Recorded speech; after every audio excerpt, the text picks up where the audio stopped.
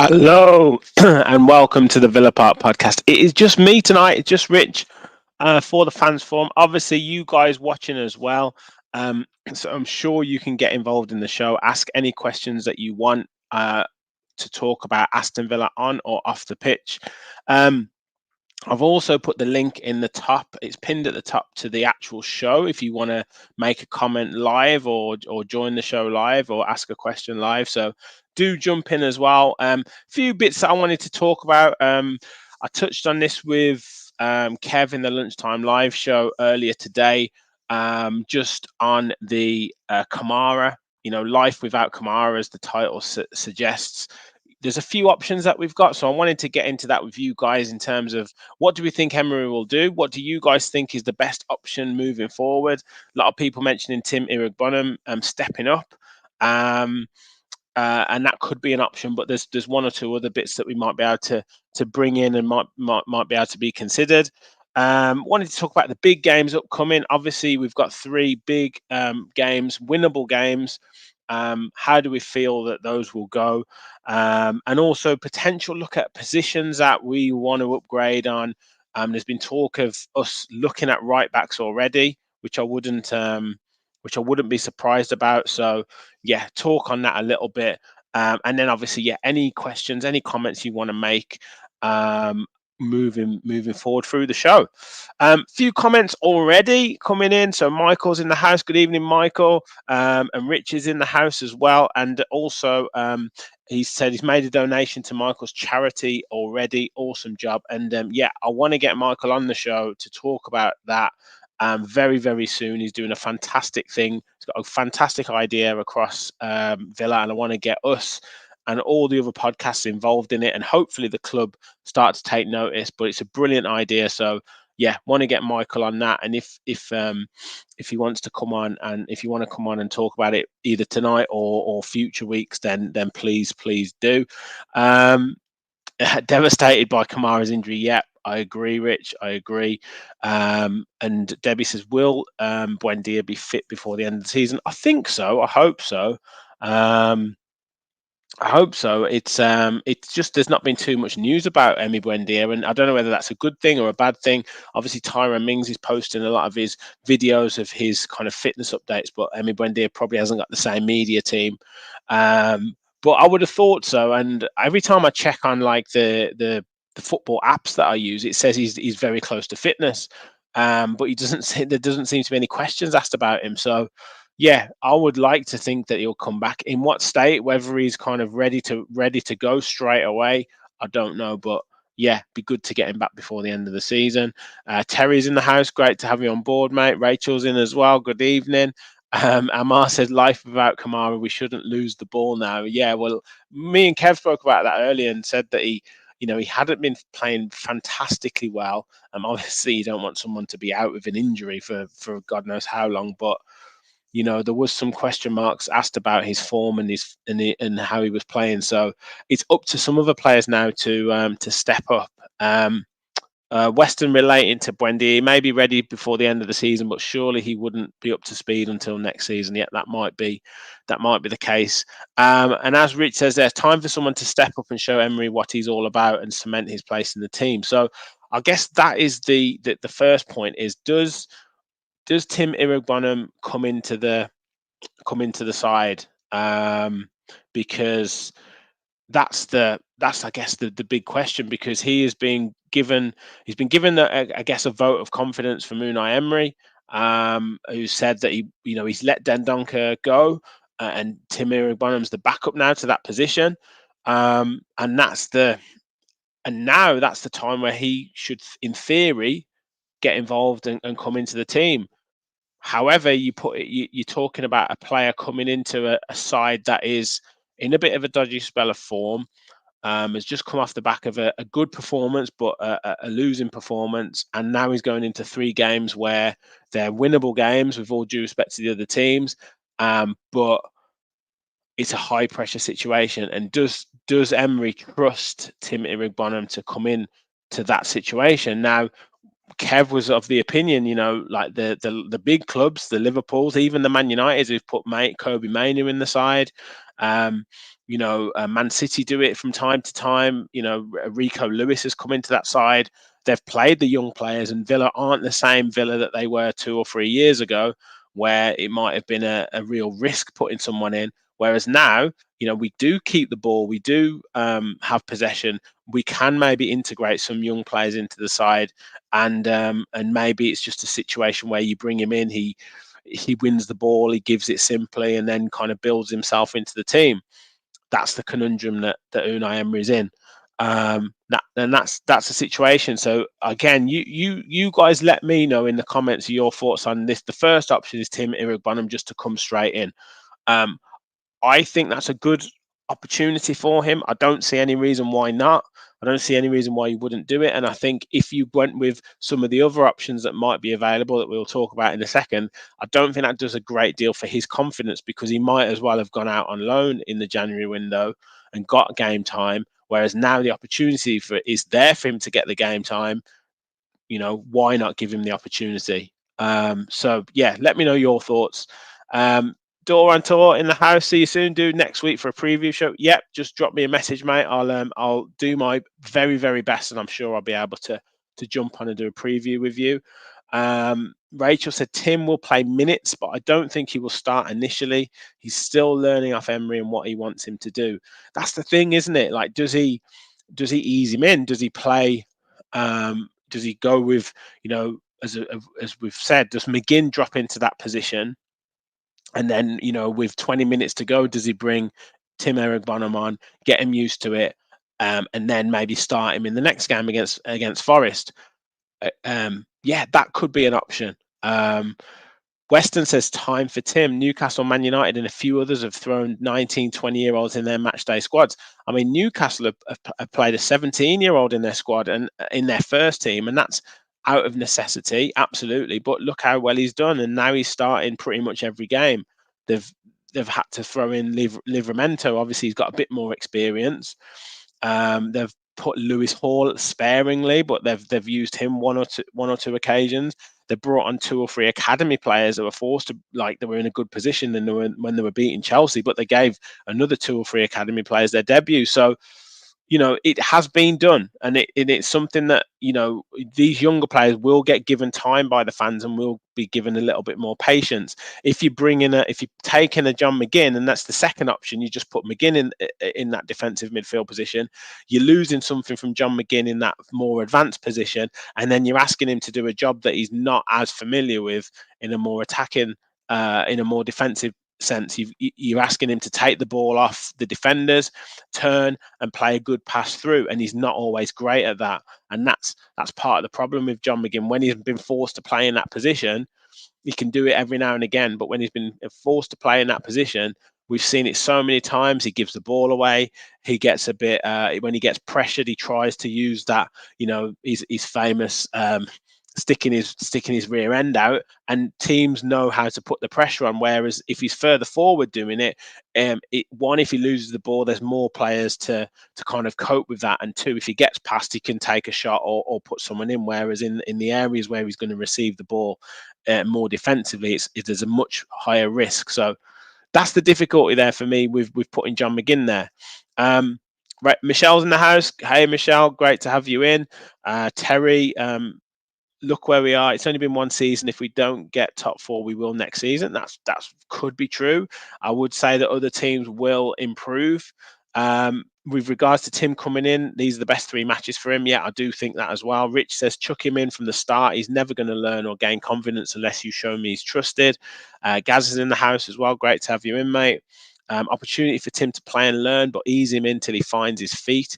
How can he not learn with the quality of players around him? Yeah, I agree. Sharik, as positive as ever. We've found out tactically players choked when they could. I'll come back to that as well in terms of the tactics, because is there an opportunity to maybe change up a little bit? Weston said, I really do think that loss to Man United the weekend has upset and rattled the players. Just hope they all have a little meeting and push each other on for the rest of the season. Yeah, you're hoping that they react in the positive way and say that they've played well, they didn't necessarily get what they deserve, but they need to continue with that standard of performance moving through. And to a certain extent, I do agree with Sharik in terms of we have been found out a little bit, and you don't want the players to, in effect, choke, because the pressure to win becomes that much higher as the games go on, and especially when it's against teams in quotes that you should be beating. If we don't get a result on Saturday, it then takes more pressure into the Nottingham Forest game, especially if Man United or Newcastle win. Man United then would go 2 points behind us. Newcastle would go 7 points behind us, and that just increases that risk, that pressure. So yeah, they will want to make sure that they get a win by hook or by crook. And I wouldn't be surprised if it's a more conservative performance on Saturday and maybe trying to sneak out a 1-0 win or a 2-1 win or something like that. So that's the crux of it for me. But yeah, tactically, the final option I'll talk about is the tactical switch, and it might be something that is considered. Rich said McGinn and Yuri play much better further forward than the Kamara position. I agree with that. I do agree with that. The second option is potentially to put Tielemans in that more defensive position.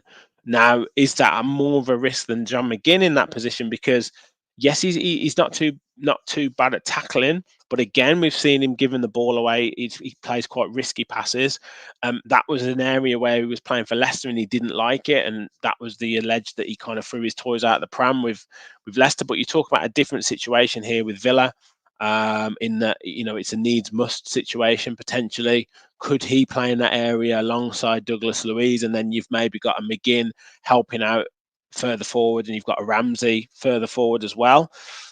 Does that lean towards more, I guess, potential possession-based football with Luiz and Tielemans in that position? I'm not so sure with Tielemans there. Has he got the legs to cover in those areas? Would he drop into that right, like defensive slot, or would you ask Luiz to do that and then kind of leave the kind of playmaker position to maybe a Yuri Tielemans? That I guess is a question to be had on the Yuri Tielemans option. So yeah, it's an interesting one. Guys, got good numbers watching already. Do hit the like button. That'll make me really happy to hit the like button. If you're new to the channel as well, hit the subscribe button. We're smashing out the content at the minute, so really want to keep growing as a channel. We want to hit 4K ASAP. But yeah, you guys can really help us do that, and you really do support us. It's great. But yeah, continue liking and subscribing to the channel. Good question, Colin. I'll come to that in a bit. Cheers, Rich. You've done it. Thank you very much. And the Bear and the Garden has now asked the question that I was going to come to as potentially the final option. I mean, obviously, there's Timmy Bonham, there's John McGinn, there's Yuri Tielemans. Some PJJ's mentioned Pau Torres. I don't think he would put him into there. There's obviously the very, very, very outside chance of a Callum Chambers. I've seen that mentioned on social media, but again, I do not think that happens. But would there be a change in system? And Kevin and I spoke about this earlier. Does he go in and play potentially 3 across the back? And you're talking a Longley, because Longley's done well. He would count himself very, very unlucky to say, right, thanks, but no thanks. You're now out the team. And Pau Torres is coming straight in. That's a very, very, very difficult decision for the manager. Yes, we've been patchy with our form. Yes, we've had Pau Torres, obviously, when he's been in the side, has given us more clinical passing, better passing range than Clement Longley. But Longley hasn't done badly. And obviously, that's the manager's prerogative. He'd just say, look, that's it. I want to pick the best team to win. But there could be an option to say, okay, Longley, Pau Torres, Carlos. You play Pau Torres maybe in that kind of quarterback role that allows him then to carry the ball into midfield if he wants to. And then you play wing backs, Moreno or Dino on the left, Matty Cash on the right, in that wing back position. And then you take away the kind of question mark of the midfield, because you play a midfield of Louise, McGinn, and Tielemans, or Louise, McGinn, and Ramsey, and then you've got say maybe a Leon Bailey or a Moussa Diaby in a bit more of a free role, and Ollie Watkins up front. You could do that. You could do that as a 3-5-2, and that maybe allows that attacking on both flanks, because we've found that we were getting really good positions on Sunday. That was excellent down that left hand side, but we know that teams know that we like to play down that left hand side more so in terms of the overlapping.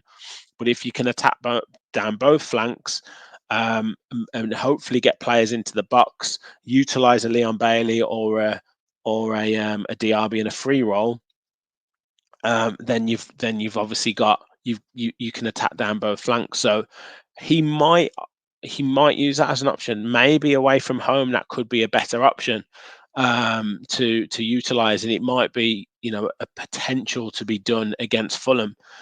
Again, as well, with the fact of Pau Torres coming back to fitness, does it give him extra security with having an additional centre back playing in a 3 rather than him maybe being exposed as a 2 in a 4-man defence? I don't know. You guys again, let me know your thoughts in the comments, because that could be the option he goes with. Michelle says just play Tim, otherwise no point in him being in the squad. And Rachel saying the only thing with Tim, he can play the role of CDM, but he's much better in the 8 role, more like Dougie. So yeah, then do you go Douglas plays that real defensive mode, and Tim can kind of drive with the ball a little bit further forward. But then you obviously not going to get a playmaker in there like a Douglas Luiz and that kind of mode. So it's a conundrum. I don't know what he does. I mean, I think my personal opinion is I would give Tim the opportunity to do it, but I can see merit in the 3-5-2 option. PJJ says, yeah, back to Brian Little's way. Rich again says, if Unai doesn't play Tim, what was the point of keeping him at Villa? The same with Kane, Kessa, Hayden. Yeah. Yeah, biggest loss, Konsa or Kamara? You guys in the chat, let me know your thoughts on that. I think there's probably still something to be said. I think we need to weigh up the next couple of games, because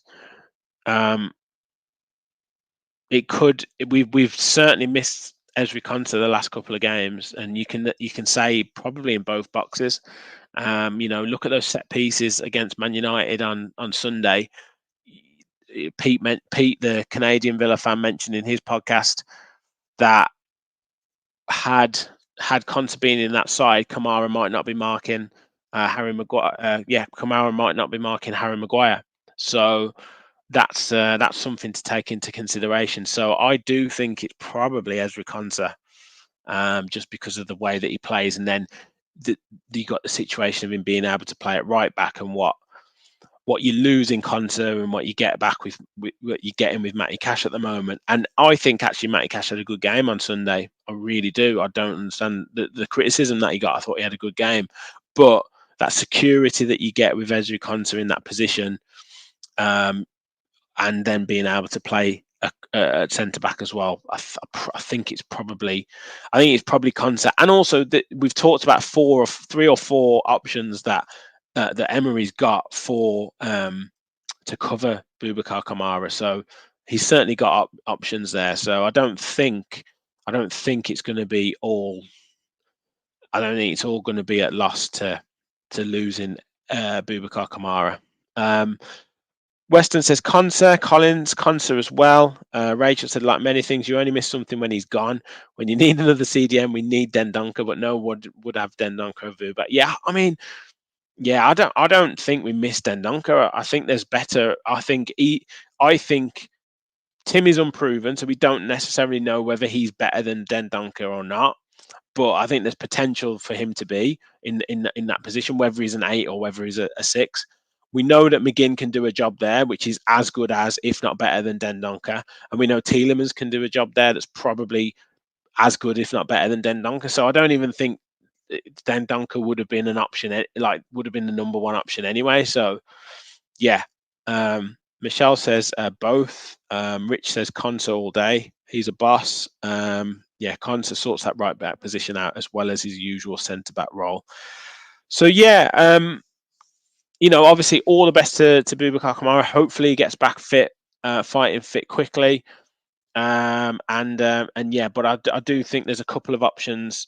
I think there's a couple of options that he's got to utilize, and there's 3 games there that he can probably experiment a little bit more.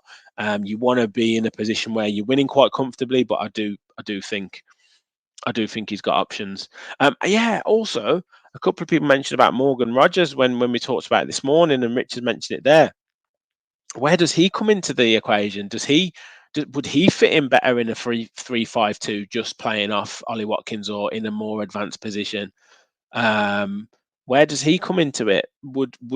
Is he a backup striker? Is he more of an attacking midfielder? Is he one of those in that box midfield that plays, instead of a Ramsey or someone like that? So that's an interesting one. Does he come into the equation, Morgan Rogers? So again, it's going to be interesting to see. What one thing is clear: he's got one or two options. Zaniolo came on for a few minutes the other day.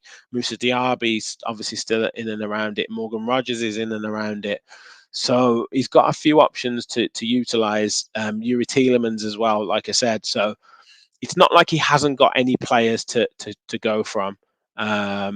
And yeah, Rich said he's got a good build on him. And I think the benefit of only having a game a week is that he's got good time on the training pitch to implement a 3-5-2, or implement a player in a certain position, or ask him to do a certain role. You could play a behind closed doors friendly. You could play against the under 23s or the under 21s. So you can do lots of things to kind of work in a way of playing. So yeah, it's going to be interesting. Got a question that I started from Colin before. Do you guys think we can get 20 or 20 plus wins in the full season? So what have we got at the moment? We've got, and this probably links into the big games upcoming. We've got three games against, obviously, Fulham, Forest, and Luton. And if we're on 14 wins at the moment, are we? I think we're on 14 wins. So if we can get at least 2 out of 3 wins from the next 3 games, that puts us on 16. I think we could get 20 plus. I don't see any reason why not. Absolutely not. I really don't see any reason why we can't. You guys let me know your thoughts. How many matches are there? We got 14 matches left. We win six out of those 14. I think we can do it. I think a lot of it will come into the next 3. If we win the next 3, I think we can 100% do it. 100%. I mean, I know I kind of went on a real negative one a couple of weeks ago, but we've only lost 6 games, and we've only drawn 4 as well. So it's like, if you think about that, I think we can get at least 6 wins out of the next 14 games. You're probably looking at winning 50% of them. You're probably looking at 7 wins from that, and then maybe 2 or 3 draws, and then probably another 3 or 4 defeats. I'm not great at the quick maths, but I don't know how many games that takes us to. But yeah, I'd probably say 7 wins there. But yeah, it's a good question. You probably need it. We probably need it. I know Sam had mentioned I think the points that Newcastle got was 71 to get 4th last season. We're on 46 now. So if we're going to replicate that, we need 25 points from 14 games. Now it is, because we lost to Man United, so we need 25 points from 14 games if we're to replicate the points total that Newcastle got last season.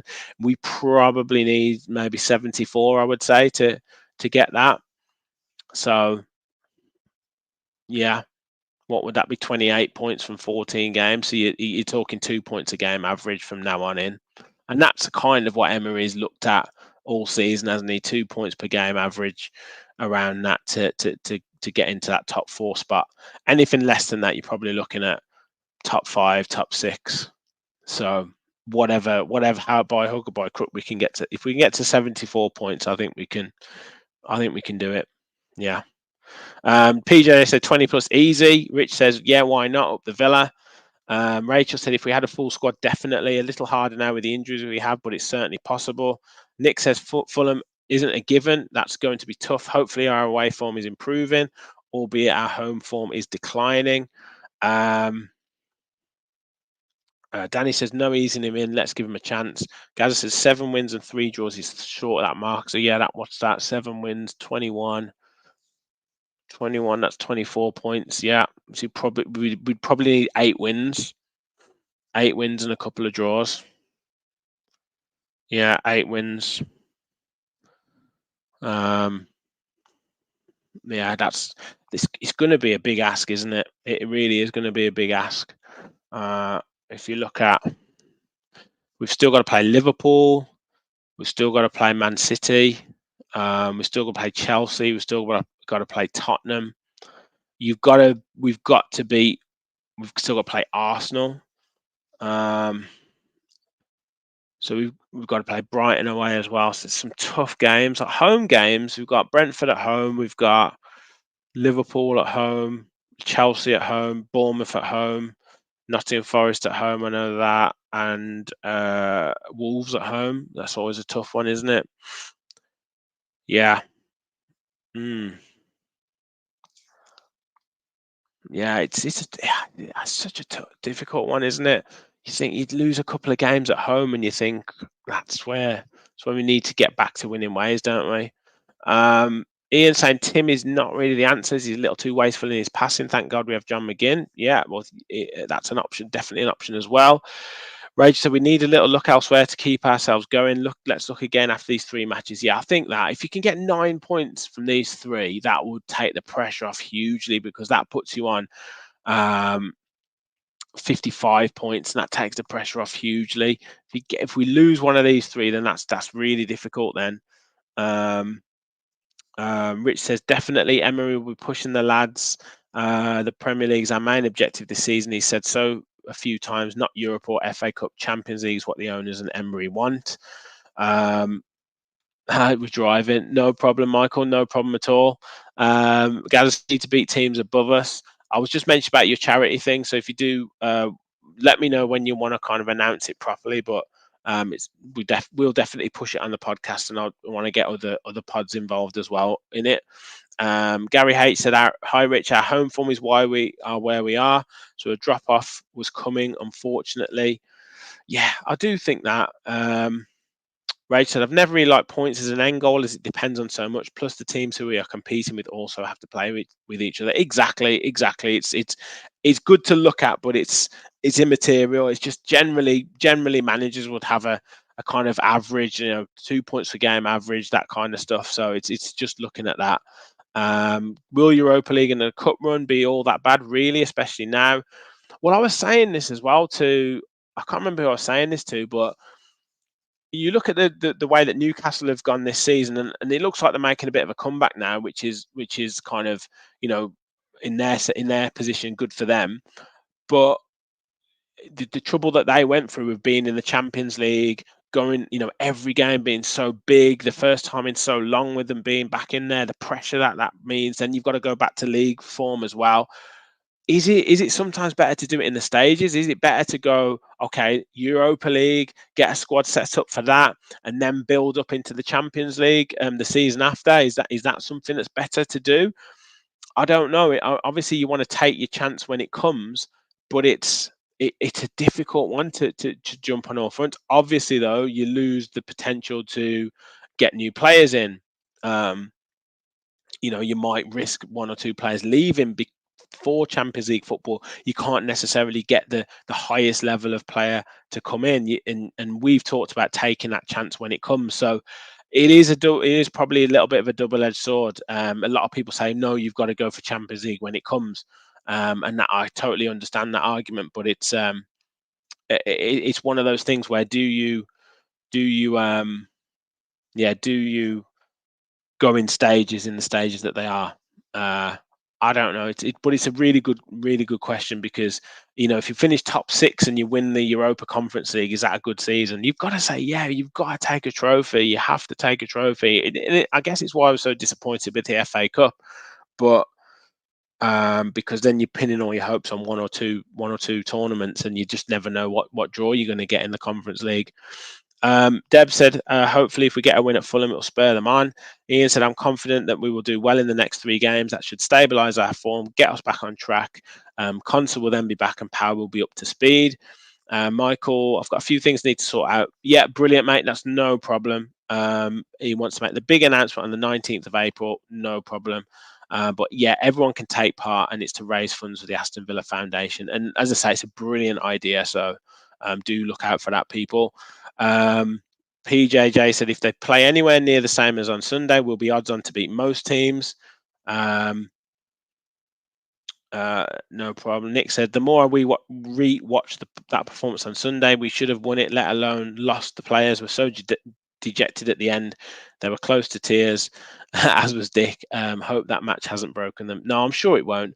Danny said, come on, mate. Of course, you take the Champions League with both hands. There's no guarantee next season. Yeah, look, I agree with you. I absolutely agree with you. I think it's hard to plan, isn't it? It's so hard to say, oh, well, we'll get a Europa League next season, and then we'll build, and then we'll finish the Champions League. Because, like I say, you lose players will move on, and then other teams will progress and then they'll buy players, and then they'll go past you. We lost to United, but we didn't play bad. Trust in the manager. We've got this up the Villa, says Rich. Gary said, is Diaby worse than Zaniolo? I think he is. No, I don't. I mean, I don't want to compare players, but I think Diaby has shown the quality that he's got. He's just a little bit off form. I actually think on Sunday he looked pretty sharp. He looked pretty good. It was just one effort where he didn't know whether to cross it or to try and bend it in the top corner, but him and Bailey linked up really well, and I thought, come on, this is it. And then obviously Emery made the sub for whatever reason, but yeah, I thought he looked pretty good, and I think there's more. I think we'll see in the next few games some big stuff to come from Diaby. I really do. Yeah, 2 United games could come back and haunt us at the end of the year. The only thing I would say about that is Man United are inconsistent, and they probably will lose a couple of games that they didn't expect to. Yeah, next 3 games, I totally agree. Other thing I wanted to talk about was obviously positions to improve. Now, there's been talk, and a few journalists, I think Graham Bailey has mentioned it today. I think someone else, I don't know if it was Football Insider or someone last week had mentioned about Villa already looking at right backs. Yeah, I was perplexed as well by the sub of Bailey, definitely. Already looking at right backs, and Denzel Dumfries, who a player we featured on this channel a couple of times, has been linked. I think it's something like 10.5 million that he can potentially be bought for. I'm sure other clubs will be interested in him as well. That carrot of Champions League football will obviously help us to persuade him to come. But it does look like that right back spot is the one where we really want to improve. Not to sort of say anything too bad on Matty Cash. But yeah, where else are we looking at? I've talked a lot about physical presence in midfield. There's obviously the opportunity up front as well, in terms of a challenger to Ollie Watkins. But what if we were to lose a player who's gonna maybe be the one that's transferred on the back of FFP? Is it going to be a Douglas Luiz? Is it going to be an Ollie Watkins? Is it going to be an Emi Martinez? Who are the ones who are going to potentially move on? But yeah, definitely looks like right back is the option. I think a striker. I think a physicality in midfield. And is it going to be done early? Are we going to do Are we looking at getting the deals done early? Obviously, we've got Costa Nedeljkovic coming in. We've obviously signed Joe Gauci, who was interviewed today, so he's the backup goalkeeper. So those positions look like they're done. I think it's got to be for first team, real first team challengers. So yeah, that's the one for me. Adamski in the house. Great to have you in, mate. Rage said, if anyone hasn't seen it yet, have a look at Philigine's goal from tonight. His footwork is brilliant. And that's the thing. Do one of those players come back? Does Cameron Archer come back in? Does Philogene Bidace come back in? Does Archer come back in? Does Aaron Ramsey come back in? Who's done the best out of those three as well? The players that have gone and got potential buyback clauses I'd guess the one who hasn't really done as maybe well as he wanted to is Aaron Ramsey, you would say maybe. But yeah, where do we need to kind of strengthen, and where do you see that happening? PJJ says second striker. Yeah, every time Philogene does something like this, all I think is, why did we let him go? It was a puzzling decision because he was playing so well in pre-season. Andy said, we have lost every game that matters this season, or drew against Sheffield United when we could have gone top. What does that tell you? That's a mentality thing. That's a mentality thing. I think as soon as the players manage to win one of those games that takes you to the top. I mean, the only thing I would say is that when we beat Man City, that mattered. When we beat Arsenal, that mattered.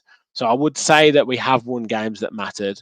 But I do take your point. When it's come to Man United, when it's come to Villa win, they go top of the league, we have kind of fell short. But yeah, I do agree.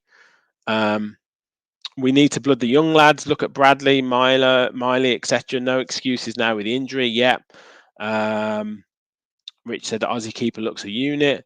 Weston said, I hate the way modern football makes getting top four better than actually winning the trophy. Yeah, I agree. I want to win a trophy. I really do. And I do think I do think Conference League and 5th or 6th would be a brilliant season for us. I really do. Obviously Champions League as well would be great. Do you reckon the weak mentality is creeping in of late? Some of our big names have been missing. I think it's just it can be when the pressure comes on, or sometimes it's fatigue, sometimes it's options. I mean, I really do think as well, Emery, I thought overthought it on Sunday. Obviously, we don't know. We'll never know now. But I really do think he overthought the game, and he thought, we won. We've got it back to 1-1. Let's settle on this. Let's keep the ball. We'll get a chance, and we can potentially get it at the end. But I think when we had that momentum with us, and look, we can go back and forth about it. I don't want to go back and forth about it. But yeah, in terms of that mindset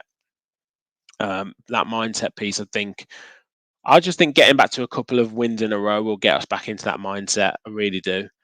Right back, centre back, defensive midfielder, and a striker. So 4 positions there to add. I mean, on that, Rachel, do you not think?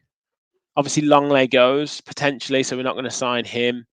Mings coming back, does that not make a difference, or do you think we need to still operate with four centre backs? Would that give us Carlos? I mean, does Carlos go? Has he done enough?